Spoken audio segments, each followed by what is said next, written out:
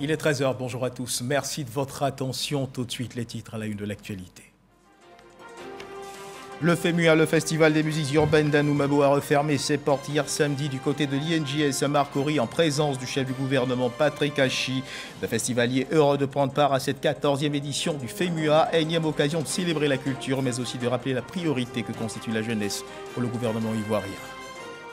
Nous sommes le dimanche 15 mai, jour marquant la célébration internationale de la Journée de la famille, un événement instauré depuis 1993 par les Nations Unies, à suivre dans cette édition la déclaration du gouvernement.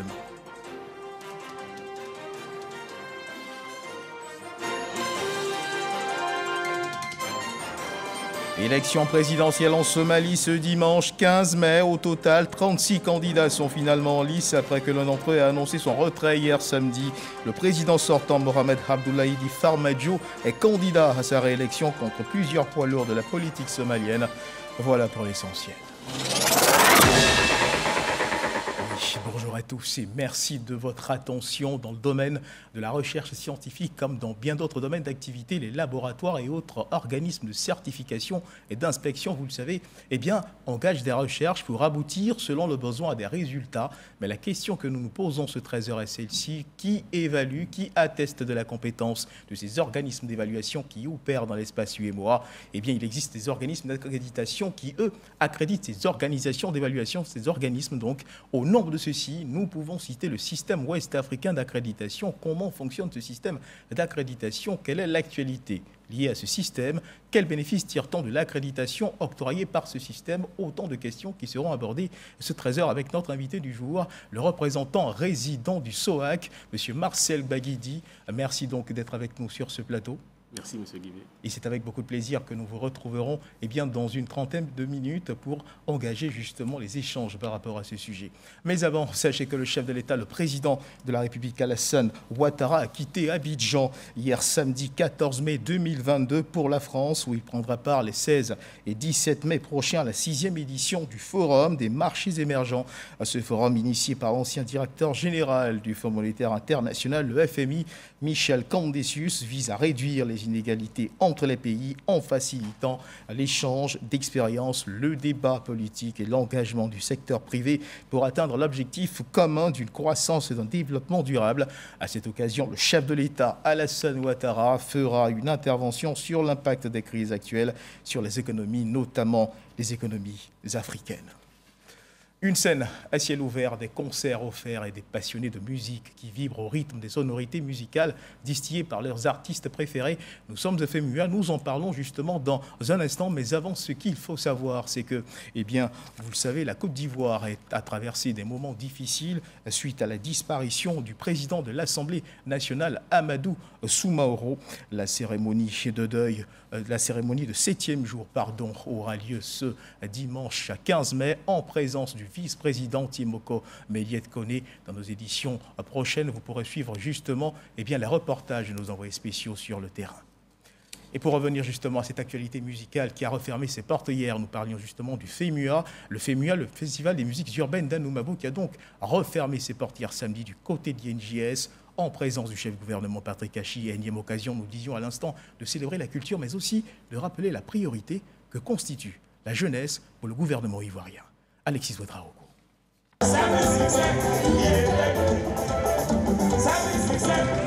Pour la dernière scène de l'édition 2022 du FEMUA à Abidjan, ce samedi à l'INJS, le chef du gouvernement est l'invité spécial. Patrick Hachi visite les stands qui ont animé 5 jours durant ce rendez-vous aujourd'hui incontournable de la musique africaine. Pays à l'honneur, la République démocratique du Congo, avec son pavillon qui rend hommage à Papa Wemba.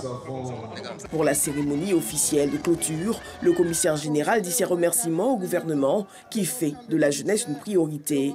Et aujourd'hui, nous les jeunes, nous sommes au cœur des priorités de ce gouvernement. C'est pourquoi le FEMUA a voulu prendre le thème entrepreneuriat et employabilité des jeunes.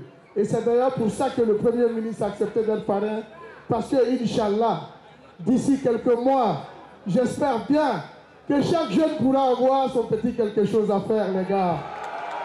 Et c'est ça qui est le plus important. Patrick Hachi n'a pas manqué de saluer l'implication de la République sœur du Congo à la réussite de l'événement qui se veut aujourd'hui panafricain.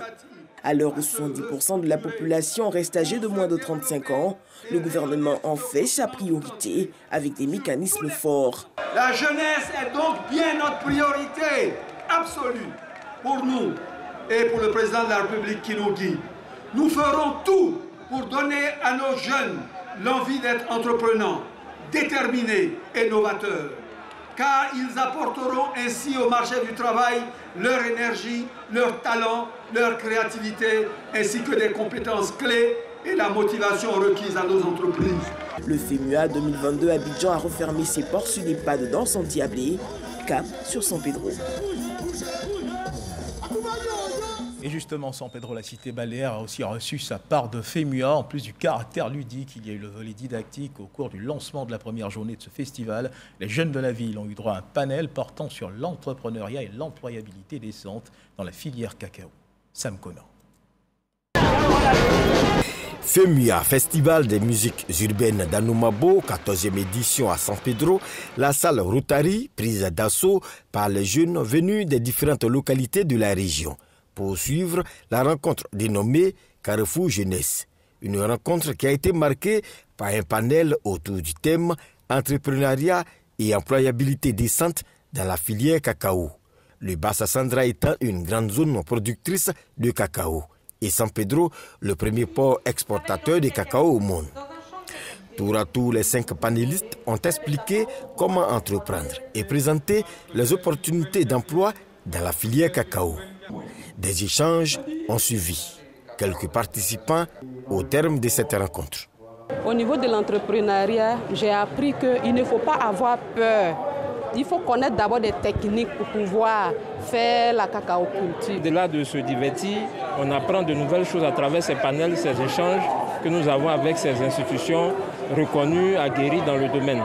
Donc c'est une bonne chose, vraiment à féliciter et à encourager. Pour les panélistes, il appartient désormais aux jeunes de saisir les opportunités. La jeunesse, pour trouver un emploi, la motivation et la volonté de réussir, il ne faut pas avoir peur d'un échec quand on ne trouve pas un certain emploi. Il faudrait que les jeunes se préparent pour être à niveau parce qu'aujourd'hui et même demain, toutes les entreprises sont à la recherche de l'excellence. D'abord, le B.A.B.A., il faut croire en ce que tu fais. Quand vous décidez quelque chose, il ne faut pas se disperser, vous devez persévérer. L'ambassadeur de l'Union européenne et le maire de la commune se réjouissent de cette plateforme qu'offre le FEMUA pour l'avenir de la jeunesse. Faire cette rencontre à San Pedro, qui est le premier port de la Côte d'Ivoire pour l'export du cacao vers l'Europe, c'est, je dis, emblématique, c'est important. Parce que c'est cette filière qui donne beaucoup d'emplois. Aujourd'hui, c'est San Pedro, avec en ligne de mire, après ce festival, la construction d'une école primaire pour les jeunes et les enfants de familles défavorisées de San Pedro. Nous sommes très heureux de recevoir le FEMUA. Le FEMUA 14 prend fin à San Pedro le dimanche 15 mai avec un concert gratuit. Reportage signé Sam Conan. La COP15 se tient en ce moment à Abidjan et en rapport avec cette actualité, de multiples échanges et rencontres se tiennent dans la capitale économique de la Côte d'Ivoire. Dans un instant, quelques échos de ces rencontres avec le compte-rendu de nos reporters.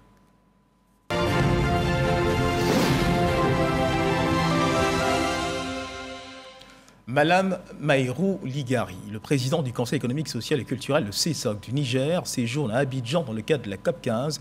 Il a été reçu en audience par le président du Conseil économique, social, environnemental et culturel, le docteur Janaka Awele. Les deux institutions envisagent de mutualiser leurs forces en vue de contribuer efficacement au processus de développement des régions de la Côte d'Ivoire et du Niger. Didier Nguessan. Venu participer à la 15e conférence des partis COP15, axée sur la désertification et la sécheresse, le président du Conseil économique, social et culturel, CESOC du Niger et sa délégation ont rendu visite au président du CESEC, le docteur Janaka Awele. Au cours de cette visite, les deux présidents ont échangé sur les relations de coopération qui existent entre le Niger et la Côte d'Ivoire. Nous avons échangé sur un certain nombre de dossiers sur lesquels nos institutions travaillent ensemble d'arrache-pied pour faire en sorte que les conseils économiques et sociaux puissent donner des avis pertinents dans la conduite des affaires publiques. Cette visite vient confirmer les différents projets de développement des régions émis par les deux institutions. Nous avons tenu également à approfondir les échanges que nous avions eus déjà, qui concernent un peu la consolidation de notre coopération et surtout de notre partenariat. Nous avons des formules qui veulent faire appel à l'épargne populaire, à la mobilisation des populations au niveau des collectivités pour pouvoir soutenir l'industrialisation des régions. Les deux institutions souhaitent apporter leur expérience et accompagner le développement local dans leurs pays respectifs avec la participation des experts. Et dans le cadre de cette COP15 Made in Côte d'Ivoire, plus d'une vingtaine d'exposants proposent des offres et axes de partenariat aux différents participants. Ils sont pour la plupart représentants d'organisations internationales, de structures privées ou d'organisations non gouvernementales. Cette exposition se tient autour des différentes thématiques liées à la désertification et à la dégradation des sols. Grace Kando nous en parle. COP15, le rôle d'exposition. Nous sommes au stand du Programme alimentaire mondial PAM.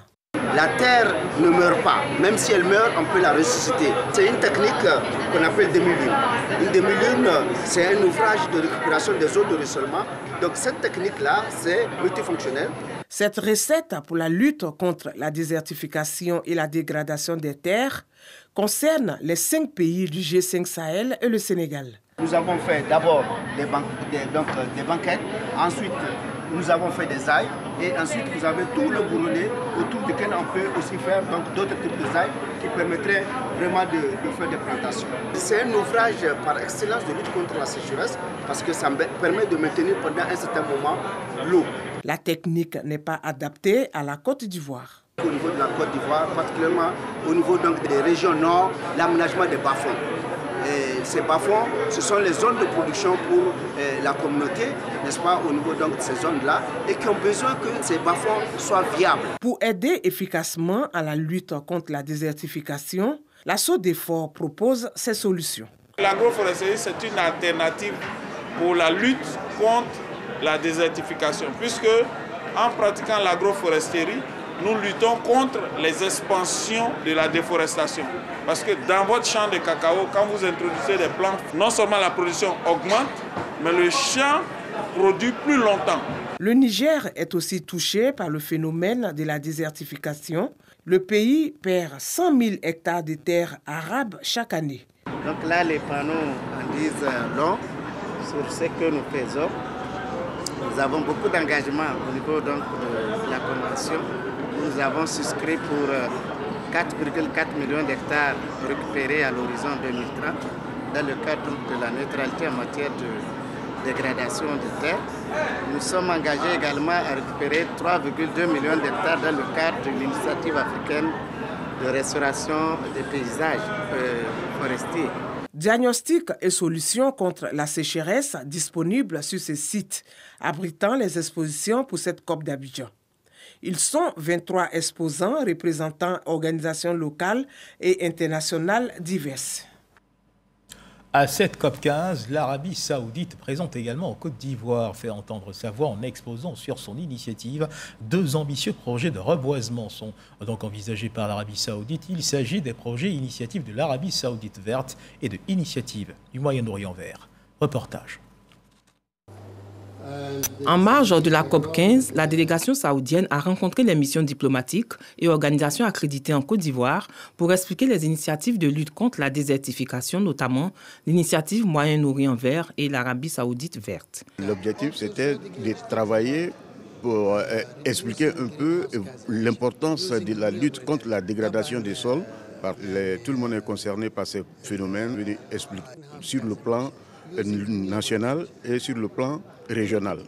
Une initiative, c'est de réhabiliter le sol et transformer le désert en une terre verte. L'Arabie saoudite est l'un des plus chauds pays au monde, avec un climat sec.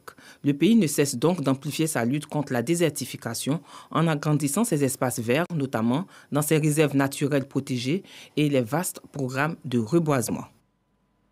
Un reportage signé Marie-Laure Goretti, Patricia Omoetia, à présent à suivre l'évolution de la Covid-19 en Côte d'Ivoire.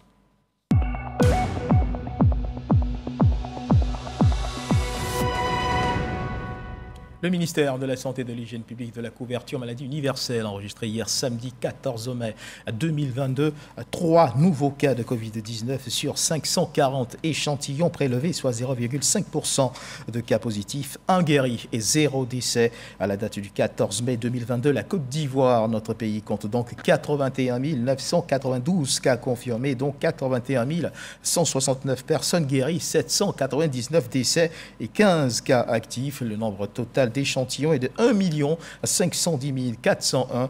Le 13 mai, 19 178 doses de vaccins ont été administrées, soit un total de 12 651 921 doses du 1er mars 2021 au 13 mai 2022. Le ministre de la Santé et de l'Hygiène publique de la couverture maladie universelle invite toutes les personnes de plus de 12 ans à se faire vacciner dans les centres de vaccination. La vaccination contre la Covid-19, rappelons-le, est gratuite et volontaire. Nous sommes le dimanche 15 mai et ce jour marque la célébration de la Journée internationale de la famille, un événement instauré depuis 1993 par les Nations Unies, une journée choisie pour mettre en lumière les problèmes que connaissent les familles afin de stimuler des initiatives pour y faire face. La famille qui doit être au cœur du développement durable, c'est le thème choisi cette année pour accompagner cette célébration et rappeler le rôle important que chaque membre d'une famille peut apporter au développement de la Côte d'Ivoire. À suivre le message du gouvernement, Khalil Diomandé, Jean-Luc Gongo. En Côte d'Ivoire, comme dans tous les pays du monde, la famille représente le socle de la société. C'est le point de départ de l'éducation, le lieu privilégié de transmission des valeurs d'union, de discipline, de travail, d'amour et de paix. La Journée internationale des familles est l'occasion pour la Côte d'Ivoire et les autres pays de porter un regard particulier sur la situation des familles et le rôle clé qu'elles peuvent jouer dans le processus d'émergence des nations. Cette année, la célébration se déroule autour du thème « La famille au cœur du développement durable ». Elle est une occasion pour les États d'identifier de nouvelles stratégies à adopter pour aider la famille à jouer pleinement son rôle de maintien de la paix et de la cohésion sociale, de création de richesses indispensables à l'épanouissement de ses membres. Certaines problématiques, entre autres les violences basées sur le genre, le coronavirus, le chômage, la cherté de la vie et le changement climatique, fragilisent la stabilité et l'harmonie au sein des cocons familiaux, empêchant ainsi les membres de certaines familles d'apporter leur contribution à l'édification de notre pays. Face à ces difficultés d'ordre socio-économique, l'État de Côte d'Ivoire a mis en place un programme d'assistance. Sous le leadership du président de la République, Son Excellence Alassane Ouattara, le gouvernement a lancé le deuxième programme social du gouvernement couvrant la période de 2022 à 2024.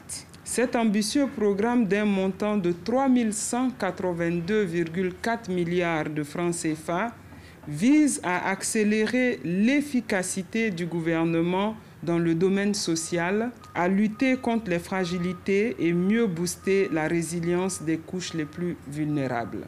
Le programme social du gouvernement PSGouv 2 2022-2024 vient améliorer les conditions de vie des ménages à travers l'accès aux soins de qualité, à l'électricité et à l'eau potable. À cela s'ajoute le renforcement du système éducatif et l'insertion professionnelle des jeunes à travers l'accès aux stages et à l'emploi. Ces actions entreprises par le gouvernement doivent être soutenues par les efforts collectifs et individuels pour une Côte d'Ivoire solidaire où il fait bon vivre pour toutes les familles. Le ministre de l'Enseignement supérieur et de la Recherche scientifique, Adama Diawara, est candidat au poste de secrétaire général du CAMES. Le CAMES est le Conseil africain et malgache sur l'enseignement supérieur. Afin de convaincre ses homologues ministres, l'enseignement supérieur de la République démocratique du Congo-Brazzaville et du Cameroun a fédéré leur choix autour de sa candidature. Le candidat de la Côte d'Ivoire est allé à leur rencontre. Le point de cette tournée qu'il a initiée avec Didier Nguessan. Le 27 mai prochain, le Conseil africain et malgache pour l'enseignement supérieur CAMES désignera son nouveau secrétaire général, un poste pour lequel la Côte d'Ivoire ne cache pas ses ambitions puisqu'elle n'a jamais occupé ce poste depuis la création de l'institution. C'est cette aspiration que le ministre de l'Enseignement supérieur et de la Recherche scientifique, Adama Diawara, est venu partager avec son homologue Nzanji Butondo, ministre de l'Enseignement supérieur de la République démocratique du Congo. La RDC est un pays ami, je dirais même un pays frère. Nous sommes venus solliciter son appui pour l'élection de notre candidat. Honnêtement, nous ne doutons pas une seule seconde de l'appui que la RDC pourrait nous apporter pour que notre compatriote soit élu à la tête du CAMES. En plus de la RDC, Adama Diawara a rencontré les ministres de l'enseignement supérieur du Congo, du Cameroun, du Sénégal, du Niger et du Togo. Il a mis en exergue les atouts du candidat de la Côte d'Ivoire pour le poste de secrétaire général du CAMES et a invité ses confrères à s'unir autour de sa candidature pour son élection. Outre ces visites, le ministre Adama Diawara a été reçu en audience par le président du Congo, Denis Sassou Nguesso, du Niger, Mohamed Bazoum, et celui du Sénégal, Macky Sall. Les trois chefs d'État ont félicité le patron de l'enseignement supérieur ivoirien pour ses initiatives visant à améliorer le système universitaire des pays membres du CAMES. Le ministre Adama Diawara se rendra dans les jours à venir au Gabon, puis au Burkina Faso pour partager l'ambition de la Côte d'Ivoire, celle de prendre les rênes du CAMES. Les examens à grand tirage, notamment le BEPC, le baccalauréat général en leur phase orale et écrite, vont se dérouler sur toute l'étendue du territoire du 8 juin au 1er juillet 2022. À tout maudit, l'heure est au préparatif de ces examens chez les candidats. En vue de soutenir leurs efforts de préparation à ces grands examens, la ministre gouverneur du district autonome des Lacs, Raymond Goudou-Kofi, a initié des cours de renforcement gratuits à leur intention. Depuis le 8 mai dernier, ces exercices de révision et de préparation qui s'étendront sur un mois ont officiellement démarré. Léon Brou. Lycée Camille Ali de Toumoudi, 14h, mercredi 11 mai. Au menu des cours de français, espagnol et sciences physiques, révision de leçons, exercices d'application.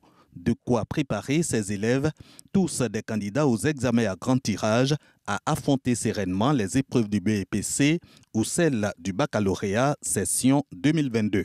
Je suis venu pour coup de renforcement pour réparer mes lacunes. Il y a des chapitres que je n'ai pas bien compris. Donc, je suis venu faire les cours de renforcement pour bien les comprendre et bien aborder les épreuves. Gratuit, ces cours pour renforcer les capacités de tous les élèves en classe d'examen des lycées et collèges publics et privés de Toumoudi. Une initiative de la ministre gouverneur du district autonome des Lacs, mise en œuvre par des bénévoles, des enseignantes en poste à Toumoudi. Nous dispensons les cours dans toutes les matières, voilà, mais nous mettons l'accent plus sur les matières d'orientation, c'est-à-dire anglais, physique, mathématiques et français.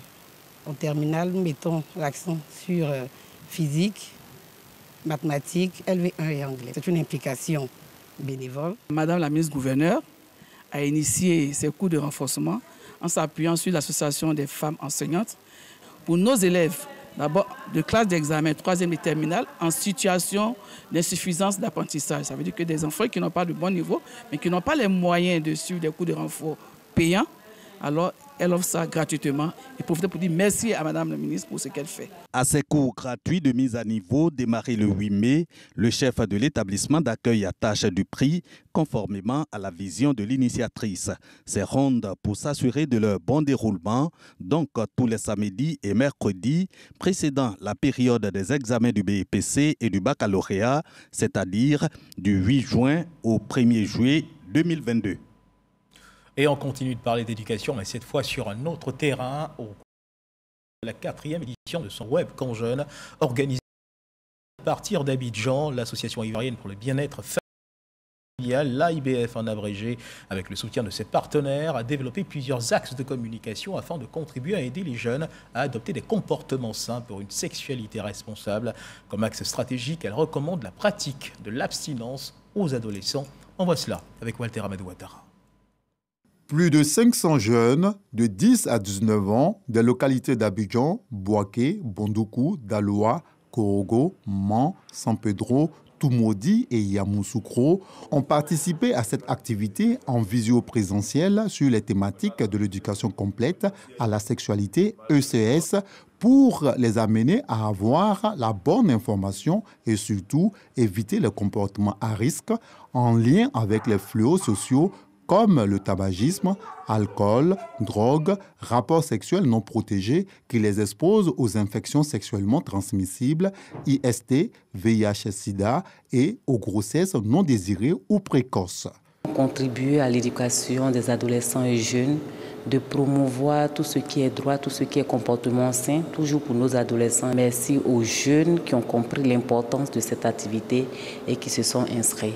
L'évaluation finale autour d'un jeu concours dénommé Crack a été remportée par l'équipe de Toumoudi, arrivée en première position avec 117 points sur 150, devançant celle de Boaké et de Mans, respectivement 2e et 3e. Ce camp a été initié depuis 2 ans maintenant, un webcamp en ligne, vu que la situation de coronavirus. Tout ça, c'est pour le bien-être des jeunes. En fait, que les jeunes puissent adopter des comportements sains et responsables pour aller de l'avant. Plus de 40 000 jeunes, issus des 4 coins du monde, ont pu être touchés via les réseaux sociaux pendant ces 3 jours dédiés à cette 4e édition du webcamp Jeunes. Et direction la commune de Yopougon, le premier adjoint au maire de cette commune, Issoufou Koulibaly, a procédé à l'investiture de la présidente de l'association Djidi Sémé de Yopougon-Niangon. Elle a été invitée à préserver la cohésion entre les femmes. Après l'investiture, Issoufou Koulibaly a pris part à la cérémonie d'hommage au maire de la commune, Gilbert Koné-Kafana, qui s'est tenu à la place CP1 de Yopougon. Occasion pour le premier adjoint au maire de la commune de Yopougon et bien d'entretenir les jeunes sur l'importance du travail et de la paix. Khalil Diomandé, Issa Tchonoyeo. Les femmes issues des différentes associations de la fédération Djidi Sémé de Yopougon-Niangon, massivement mobilisées pour l'investiture de leur présidente, Skeïta Sandia. Et c'est le premier adjoint au maire de la commune de Yopougon, Issoufou Koulibaly, qui procède à son installation officielle. Nous avons créé cette fédération pour participer au développement de la commune de Yopougon. Nous allons faire des projets pour pouvoir aider les femmes à s'autosuffire. Issoufou Koulibaly s'est réjoui de l'entente qui règne au sein des associations et a réitéré la volonté de la municipalité à les accompagner dans leurs différentes initiatives. Le ministre d'État Kafana a toujours prôné le renforcement de la cohésion, la solidarité, la fraternité pour que Yopougon puisse baigner dans un climat de paix et pour que son développement puisse se faire sans heurts.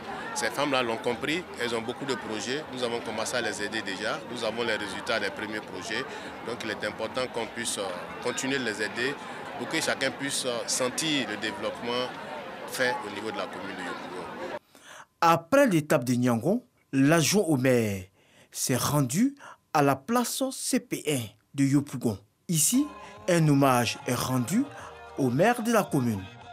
Outre l'aspect festif, Issoufou Koulibaly a saisi l'occasion pour adresser un message aux jeunes. Ces jeunes ont décidé aujourd'hui de faire une journée de reconnaissance à l'endroit du conseil municipal, à l'endroit du ministre d'État Kafana. Donc nous sommes donc venus au nom du ministre d'État marquer notre présence, notre adhésion à cette journée de reconnaissance et encourager les jeunes à renforcer la cohésion entre eux, à faire en sorte que dans la commune de Yopougon, partout il y ait la paix et la sécurité. Nous allons également aussi dire que c'est des jeunes, il faut que dès maintenant ils puissent comprendre qu'il n'y a pas de fatalité dans la vie, que c'est à force de travail qu'on peut réussir. Les prochaines semaines, les jeunes de la commune seront reçus par les agents de la mairie de Yopougon pour passer en revue leurs différents projets en vue de leur financement. Et je voudrais vous inviter à présent à plonger les regards dans un livre qui retrace le parcours du général Abdoulaye Koulibaly, pilote du premier président de la République de Côte d'Ivoire. Un parcours que l'auteur, le journaliste Moussa Traoré, nous décrit comme exceptionnel. Le livre a été officiellement présenté en présence de plusieurs hommes de médias. La dédicace du livre aura lieu le vendredi 20 mai prochain au CRAE UMOA dans la commune du Plateau. Pour en parler, suivons ce reportage de Evelyne Yoboué et Patricia Mouitia. Institut des sciences et techniques de la communication, ISTC. Oumou Koulibaly, l'épouse du pilote de feu le président Félix Houphouët-Boigny, est présente au nom de son époux à la cérémonie de présentation de l'ouvrage éponyme « Le parcours exceptionnel du pilote d'Houphouët-Boigny ». 200 pages pour relater les relations exceptionnelles avec feu Félix Houphouët-Boigny, premier président de la Côte d'Ivoire. On y retrouve également, entre autres, la biographie du général Abdoulaye Koulibaly, pilote du président Houphouët-Boigny. L'auteur Moussa Traoré veut ainsi faire partager cette expérience privilégiée. Nous avons des dévanciers, des personnalités qui savent énormément de choses. Malheureusement, on les laisse partir avec ce qu'ils savent. Faire une autobiographie, c'est important pour la génération de maintenant et la génération à venir. Il faut célébrer les grands hommes, les valeurs des grands hommes de ce pays, de leur vivant. Il ne faut pas attendre qu'ils partent avant de les célébrer. Le général Koulibaly a marqué le pays, a marqué son époque. Premier pilote africain de surcroît ivoirien. Il méritait d'être célébré. Cet ouvrage est un hommage au premier pilote de feu Félix Houphouët-Boigny, une occasion de sensibiliser la jeunesse ivoirienne à s'imprégner de ce parcours. Ce qu'on retient, c'est que le parcours du général Koulibaly, que je retrace ici, est un parcours qui doit inspirer les jeunes militaires, qui doit inspirer l'aviation même, parce qu'il faut savoir que le général Koulibaly est le père de l'aviation ivoirienne. C'est lui qui a créé la compagnie Air Ivoire. Et récemment, il vient de créer Air Côte d'Ivoire. Donc vous voyez qu'un homme comme ça, pendant qu'il est encore vivant, il est bon de retracer son parcours afin que cela puisse inspirer les jeunes. Je suis contente qu'il y ait eu un journaliste qui a côtoyé le général Koulibaly au quotidien, qui veut permettre aux générations actuelles, aux générations futures, de découvrir un soldat. L'œuvre Aboulaye Koulibaly, le parcours exceptionnel du pilote d'Houphouët-Boigny, est le deuxième ouvrage de Traoré Moussa, journaliste et président de l'Union nationale des journalistes de Côte d'Ivoire, UNJCI, de 2012 à 2019. Dans l'actualité internationale, on vote pour la présidentielle en Somalie ce dimanche. C'est dans un hangar de l'aéroport de la capitale, placé sous protection de la force de l'Union africaine, que le vote du Parlement se tiendra afin de garantir la sécurité du scrutin. Un couvre-feu a également été instauré à Mogadiscio par la police. Au total, 36 candidats sont finalement en lice après que l'un d'entre eux a annoncé son retrait hier samedi. Le président sortant, Mohamed Abdoulaye Farmajo, est candidat à sa réélection contre plusieurs poids lourds de la politique somalienne.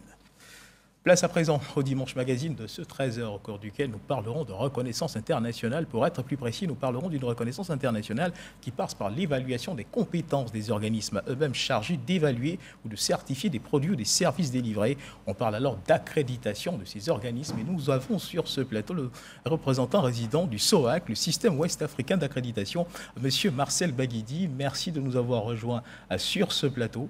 C'est moi qui vous remercie. Alors, en quoi consiste ce système, dites-nous?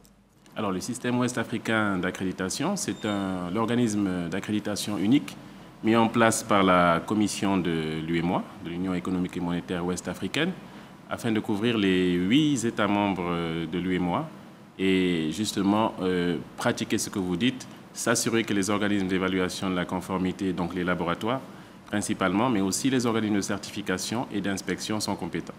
Alors, l'élément qui va suivre, monsieur le représentant résident du SOAC, dans un instant, devrait nous permettre d'en savoir un peu plus sur ce que propose ce système aux opérateurs économiques. Mais avant d'y aller, quelques précisions s'imposent. Il est important de rappeler que par le passé, les organismes d'accréditation étrangers proposaient leurs services, n'est-ce pas, aux opérateurs économiques de la sous-région des tarifs élevés. Ces opérateurs économiques ou laboratoires, il convient de le signifier, à leur tour, se voyaient dans l'obligation de répercuter à leurs clients les coûts de leur accréditation délivrés par ces organismes étrangers. C'est justement ce vide préjudiciable à notre essor industriel que ce système vient résoudre. Suivons ensemble cet élément de Lanciné Bakayoko pour en savoir davantage. Créé en 2010 par un règlement de l'Union économique et monétaire ouest-africaine, le système ouest-africain d'accréditation SOAC a délivré ses premières attestations le 30 janvier 2019. À ce jour, 33 laboratoires ont été accrédités en Afrique de l'Ouest, 16 en Côte d'Ivoire, dont 7 sur le seul segment biologie médicale. L'Afrique occidentale conquise, un nouveau cap vient d'être franchi par l'organisme d'accréditation de la sous-région. Après avoir obtenu son accord de siège auprès de la République de Côte d'Ivoire en 2021, le SOAC est désormais accepté comme membre signataire de la coopération africaine d'accréditation. Cette reconnaissance internationale implique que les analyses issues des laboratoires, notamment d'étalonnage, sont dorénavant reconnues au plan international. Avec la montée en puissance du système ouest-africain d'accréditation, les produits locaux gagnent en compétitivité à l'export, d'autant que les coûts des inspections proposées aux laboratoires sont devenus supportables pour les opérateurs économiques. ce qui devrait avoir une incidence positive sur la maîtrise des prix à la consommation. Alors, monsieur le représentant résident du SOAC, cet élément de notre reporter Lanciné Bakayoko nous présente le système comme étant une sorte de passeport, on va le dire, d'accès aux marchés internationaux. Êtes-vous d'accord avec une telle comparaison? Je trouve que le reportage est très bien fait. Effectivement, c'est un passeport pour atteindre les marchés internationaux. Mais avant même de parler des marchés internationaux, on peut se référer à la ZLECAf. On va dire que sans l'existence du SOAC et sa reconnaissance internationale, ça veut dire que notre région partait avec un certain désavantage qui est aujourd'hui résorbé grâce au fait que le SOAC est en place. Mais au-delà du commerce, je pense que nous avons aussi la problématique de la santé, puisque sans la santé, on ne peut pas commercer. Et cette reconnaissance dont il a parlé dans le reportage porte sur tous les types de laboratoires, en particulier les laboratoires de biologie médicale, qui nous tiennent à cœur parce qu'on a vu un peu la crise de la Covid, qui a été très difficile à gérer. Si vous n'avez pas de laboratoire compétent, il est très difficile de savoir si le patient est malade ou non. Et donc, on est très heureux qu'aujourd'hui, avec la reconnaissance du SOAC, les résultats délivrés par tous ces laboratoires sont aujourd'hui internationalement reconnus. Alors, vous faites bien de le dire parce que j'allais justement vous demander, mais quelle est la plus-value que votre accréditation apporte à l'entité qui en bénéficie? Alors, déjà, ça veut dire que quand vous allez faire, nous les citoyens, si nous allons faire des analyses dans un laboratoire accrédité SOAC, le résultat qui sort est internationalement reconnu, ce qui facilite aussi les soins que va faire le médecin. Imaginez que le médecin est compétent et qu'il utilise des résultats faux. On peut peut-être décider qu'il faut vous opérer, alors que c'est juste parce qu'il y a peut-être eu des erreurs au niveau du laboratoire. Donc, il est important de venir contrôler ce que font ces laboratoires et leur donner ce crédit. Ça va être la même chose à l'export. Si vous décidez, par exemple, que dans le cacao, il n'y a pas de pesticides ou qu'il y en a, arrivé à l'export, si vous n'avez pas ce certificat qui peut prouver que le cacao peut être exporté, il est rejeté. Et donc, c'est une perte au niveau de l'économie. Alors, y aurait-il d'autres aspects, justement, en rapport avec les caractéristiques liées à ce système que vous aimeriez partager avec nous? Alors, déjà, par rapport à ce système, il faut voir que ce n'est pas évident de pouvoir, de manière globale, encadrer l'ensemble des laboratoires et c'est un peu l'effort qui a été fait sur la demande de notre conseil d'administration depuis le lancement du SOAC en Côte d'Ivoire. Et l'effort aujourd'hui, c'est que tous les laboratoires, toutes demandes confondues, accrédités SOAC, peuvent faire valoir leur certificat aujourd'hui au niveau international. Nous avons déjà ce premier point sur lequel nous pouvons insister. L'autre élément aussi, c'est que l'approche choisie par l'UEMOA, c'est-à-dire un seul organisme pour 8 pays, est originale. Vous n'en avez que 4 dans le monde, dont 2 en Afrique, et ça permet à l'Afrique de grandir très rapidement en matière de reconnaissance internationale, parce que quand vous avez 8 économies couvertes d'un coup, plus les 13 de l'autre organisme multi-économie en Afrique australe, vous avez déjà couvert 21 pays de l'Afrique, et ça veut dire que vous positionnez notre continent, il est un peu plus fort par rapport aux défis aujourd'hui commerciaux qui s'imposent au continent. Votre champ d'action est-il limité? Le champ d'action, il va grandissant. Nous couvrons déjà la compétence des laboratoires, mais vous avez aussi les organismes de certification. De certification. Certification, on parle de marques. Nous avons par exemple dans la région plusieurs marques. Nous avons la marque NI en Côte d'Ivoire, nous avons la marque SN au Sénégal. Alors la question est de savoir comment, lorsqu'on retrouve cette marque sur un produit, est-ce qu'on peut être sûr que l'organisme qui a permis d'apposer cette marque est compétent? Ça sera le rôle du SOAC de l'accréditer. On va penser aux organismes d'inspection. Alors, c'est assez vaste, puisqu'on peut dire que ça touche tout ce à quoi nous sommes confrontés dès que nous nous levons le matin jusqu'à ce que nous nous couchions. Nous avons plusieurs produits. Effectivement. Il faut qu'on soit sûr qu'ils sont conformes. Alors, juste avant de poursuivre cet échange, je voudrais savoir si nous sommes bien dans cette logique qui pourrait vous définir comme étant la police, qui fait la police à ceux-là même qui délivrent, on va dire, qui confirment les validations. C'est bien cela? La police, oui, qui contrôle, on va dire. Je trouve le mot police un peu fort pour ne pas les décourager. Mais enfin, vous avez raison. Vous ne pouvez pas avoir un système compétent et crédible au niveau international si vous manquez d'organismes d'accréditation. Et c'était le problème de la région ouest africaine. Et c'est encore le problème d'autres pays dans notre zone. Et aujourd'hui, avec le fait que nous avons 7 organismes mis en place par l'UEMOA et les partenaires, notamment l'Union européenne, mais aussi la CEDEAO et l'ONUDI, nous avons résorbé un problème important au niveau de l'Afrique de l'Ouest. Et aujourd'hui, l'Afrique de l'Ouest s'assoit à la table mondiale pour discuter des questions d'accréditation et de conformité. Mais qui a décidé que vous aviez compétence, vous, d'évaluer ces entités? Justement, on se rend compte que c'est un système en boucle. Parce que si nous décidons que les laboratoires fonctionnent bien, il faut bien qu'il y ait un mécanisme pour pouvoir essayer de voir comment nous fonctionnons. Et ce mécanisme aussi, c'est une révolution en Afrique parce que jusqu'en 2010, il n'y avait rien. Ça veut dire que les premiers organismes reconnus à l'international, notamment l'Égypte et l'Afrique du Sud, ont dû le faire par d'autres moyens et d'autres régions. Ils ont ensuite travaillé à résorber ce gap et depuis 2010, l'Afrique a ce qu'on appelle la coopération africaine d'accréditation. La coopération africaine d'accréditation. Tout à fait. Puisque nous n'avons plus rien au-dessus, alors nous faisons une évaluation des pairs et c'est dans ce cadre que la coopération africaine d'accréditation nous évalue, elle-même se fait évaluer au niveau international et dès lors qu'elle vous donne le satisfecit, vous êtes reconnu par vos pairs au niveau mondial. Alors dites-nous, qu'est-ce qui vous différencie des autres organismes d'accréditation? Il en existe. Il existe des organismes d'accréditation au niveau national, normalement, dans chaque pays. Et c'est pour ça que je disais que l'Afrique avait un certain déficit et que le fait d'avoir choisi l'approche multi-économie, déjà, on va dire, comme je vous ai dit, il n'y en a que 4 dans le monde. Donc, vous avez le SOAC en Afrique de l'Ouest, vous avez le SADCAS, vous avez les pays arabes qui l'ont fait et vous avez l'Australie et la Nouvelle-Zélande. Donc, 4 modèles. Ce qui nous différencie déjà, c'est le fait que dans les autres pays, généralement, l'approche est nationale. Mais ici, l'UEMOA s'est dit, ça va être difficile pour notre région d'avoir un organisme national par pays. Et donc, vous avez cet organisme multi-État qui a été mis en place. Le deuxième point de différenciation, on va dire, c'est la proximité désormais avec les opérateurs économiques. La proximité. Tout à fait. J'ai vu dans c'est ce qui est surtout mis en avant.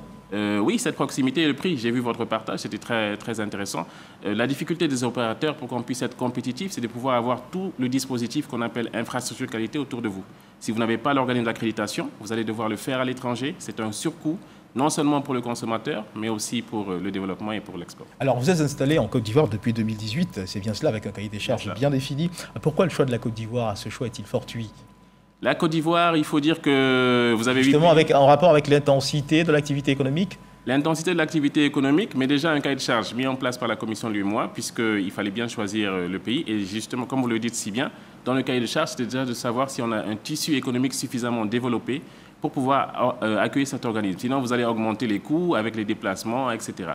En plus de ce cahier de charge, il y avait d'autres points, notamment la célérité pour changer la législation afin que le SOAC puisse s'insérer dans le dispositif, pouvoir signer un accord de siège afin de faciliter les activités du SOAC, mettre à disposition un siège, c'est un plus que la Côte d'Ivoire a mis sur la table. Et tout cela a fait qu'in fine, les États se sont mis d'accord, la Commission s'est mis d'accord et la Côte d'Ivoire a été retenue pour le siège du SOAC. Alors on n'en parle pas beaucoup, hein, mais il y a aussi cette petite interrogation qui revient. Ce système d'accréditation, il pourrait également faire parler son expertise dans différents domaines, dont le bâtiment par exemple. Tout à fait. Et pourquoi cette piste n'est pas véritablement scrutée? Surtout qu'on assiste à l'effondrement de beaucoup de bâtiments. Est-ce que vous pourrez intervenir ou mettre à disposition votre expertise également dans ce domaine? Oui, on va dire, comme vous l'avez si bien dit, hein, le bâtiment est une question sensible dans l'ensemble de nos États. Mais pour que nous puissions intervenir, il faudrait déjà que les organismes d'évaluation de la conformité soient prêts. C'est-à-dire qu'ils aient déployé un système qualité conforme aux normes. Et ils ne sont pas prêts là en ce moment? Certains sont en train de se préparer à l'évaluation, notamment en Côte d'Ivoire, avec un laboratoire de BTP que nous sommes en train d'évaluer. Mais ce que je voulais dire, c'est que le SOAC intervient en bout de chaîne. Il faut donc des programmes d'accompagnement pour aider ces organismes d'évaluation de la conformité à se mettre à niveau. Et c'est lorsqu'ils sont à niveau que nous pouvons intervenir. Et c'est pour ça que je voudrais souligner la particularité de la Côte d'Ivoire. Je pense à la biologie médicale. Allez-y. Vous avez aujourd'hui le plus grand nombre de laboratoires de biologie médicale accrédités en Côte d'Ivoire parce que vous avez une coopération avec la coopération américaine qui a permis notamment de former et de préparer ces laboratoires avec des structures mises en place pour la promotion de la qualité, notamment le CRESAC. Je salue au passage notre aîné, le professeur Cess, qui gère le CRESAC. Et sans ces structures, vous ne pouvez pas avoir des laboratoires qui sont prêts pour demander l'accréditation. Mais ça permet, lorsque un pays a mis tout ce dispositif en place, de pouvoir aller beaucoup plus vite. Alors ce système, comment se prend-il en charge sur le plan financier? Est-ce qu'il s'autofinance ou dépend-il de contributions des pays de l'UEMOA entièrement? Très belle question, parce que pour pouvoir avoir le niveau de reconnaissance internationale, nous devons être à but non lucratif. Nous ne sommes pas compétitifs, alors on se pose la question d'où vient le financement. Et c'était un peu ce qui est dans le cahier de charge. Le fait que la Côte d'Ivoire abrite le SOAC, c'est déjà de prendre en charge les questions de bâtiments, de locaux, etc. Et aujourd'hui, le SOAC bénéficie d'une subvention de la Commission de l'UEMOA. Les résultats atteints ont permis à ce que la Commission de l'UEMOA décide de renouveler cette subvention de nouveau.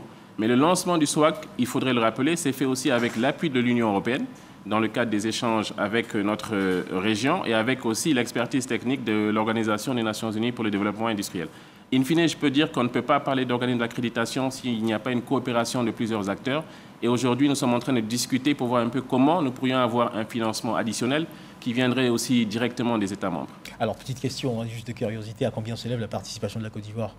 Alors, la Côte d'Ivoire, en regardant avec curiosité votre budget, je pense qu'il y a de cela 2 ans, j'avais déjà vu un budget quand même intéressant et consistant de 200 millions. Je ne sais pas si c'est toujours d'actualité ces chiffres, mais vous voyez que ça chiffre très vite. Et la subvention de la Commission de l'UEMOA, par exemple, elle est de 430 millions sur 3 ans. Et malgré tout cela, vous avez parlé du bâtiment, on n'arrive pas encore à résorber. Donc vous voyez qu'il est nécessaire d'avoir une synergie pour les financements. Merci à vous pour toutes ces précisions, mesdames et messieurs. C'est la fin de cet entretien. Nous recevions ce 13h dans le cadre du Dimanche Magazine, monsieur Marcel Baguidi, un représentant donc résident du SOAC, le système ouest-africain d'accréditation, avec qui nous avons parlé de reconnaissance internationale, une reconnaissance internationale qui résulte d'une validation délivrée par le système ouest-africain d'accréditation, un système présenté comme un passeport d'accès au marché international. Et juste avant de rendre l'antenne, je voudrais vous présenter, Monsieur Marcel Baguidi, vous nous avez apporté cela. Qu'est-ce que c'est rapidement pour nos téléspectateurs ? C'est ce qui prouve qu'on est reconnu à l'international. Il faut signer avec les pairs. Il fallait que le SOAC signe et vous avez un certificat et on le présente, on est heureux de le présenter à l'ensemble de la région et ça nous permet de dire merci à tous, en particulier au ministère du Commerce, M. Souleymane Diarra-Souba, qui a vraiment aidé le SOAC à être opérationnel. Voilà donc, mesdames et messieurs, les compétences du SOAC qui vous ont donc présentées à travers ce tableau. Merci de nous avoir suivis et surtout de rester fidèles au programme de RTI 1. Dieu garde la Côte d'Ivoire.